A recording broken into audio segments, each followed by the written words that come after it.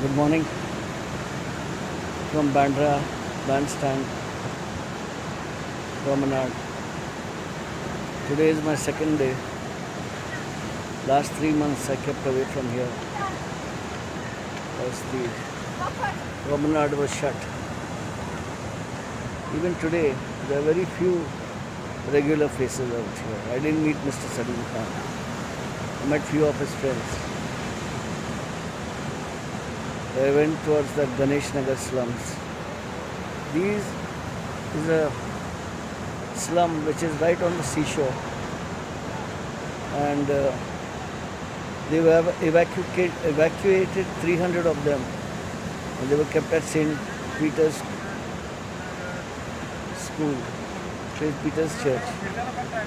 They were given food, shelter by the church's authorities. Now they're getting their life back. And it's still stormy out there after the cyclone, Nisarga, which did not affect them because they had already left the place. And it's a very dangerous area. Then I walked towards Land's End, Taj, and further ahead, but then I came to know that the Bandra Fort is shut for the public, so I came back. And now I'm taking my return walk towards home. Everything has changed. The coronavirus, the greatest weapon of mass destruction created by China, has changed the entire symmetry of warfare. This is chemical warfare, you can call it. I'm not into politics. I'm not into religious diatribe. I'm not interested in all that. I live my own life on my own terms. But things have changed completely. The mindset of people has changed, and they have to change further. We have to come to terms with this virus. Even after it has gone, it will leave its impact on us. The number of deaths, the political apathy, the neglect of the migrants, all this is going to haunt, and this may not be included in the history of our world. This Atmanirbhar. You imagine Atmanirbhar, very bold words, but without money, without food, and just hunger and thirst. How does Atmanirbhar help? I know families living in the slums near my house. Their husbands are jobless, they were auto rickshaw drivers. Their women used to work as maids in the neighboring societies. They have been jobless because the societies don't allow them to come in anymore, and it's been almost 3 months. So these maids during Ramzan, these ladies rather, Muslim ladies during Ramzan were begging at Bandra Bazaar Road. And all the professional beggars, because I document beggars, have all gone away to their hometowns. I don't know how. The one person that I really miss around here, used to sit over here, was Majid from West Bengal, Calcutta I think. He had elephantiasis. He used to come here at the bandstand, have a bath, and then go back, then climb up that cane road, which is very steep, and one heavy leg, can you imagine? And then he used to beg at the footsteps of Mount Mary. Mount Mary is absolutely deserted. I shot it yesterday. All the shops are closed. The basilica is shut.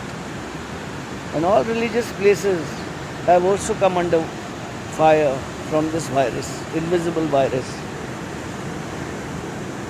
Families. I know people living in towers.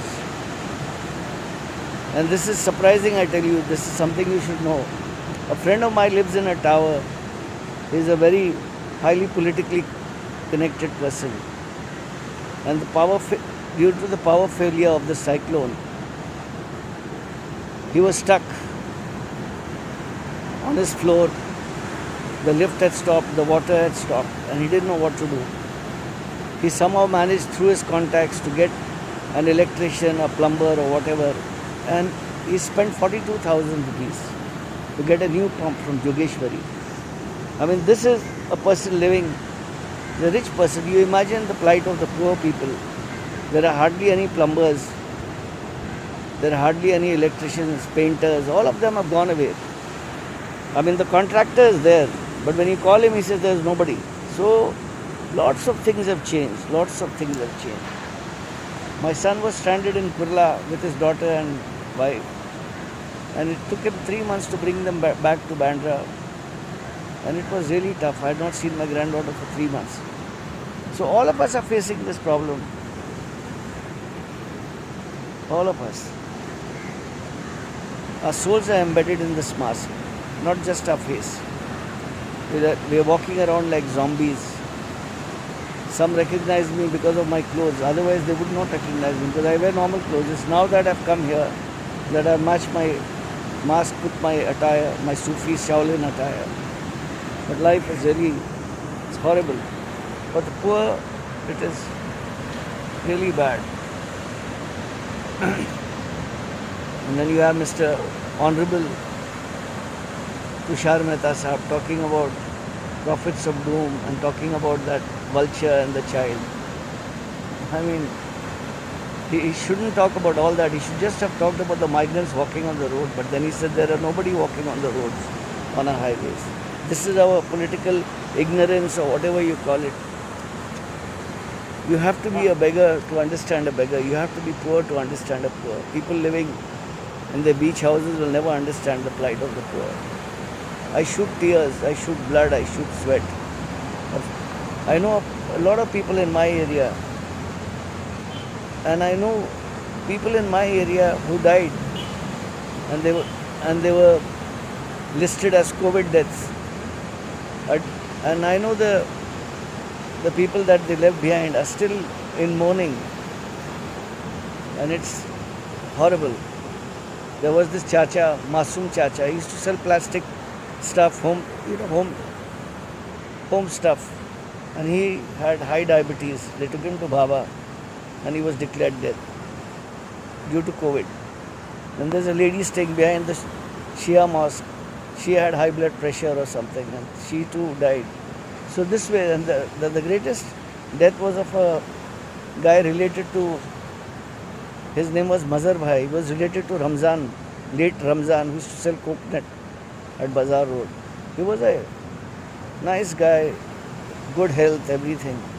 He too had a heart attack and he died. So COVID is not going to leave us.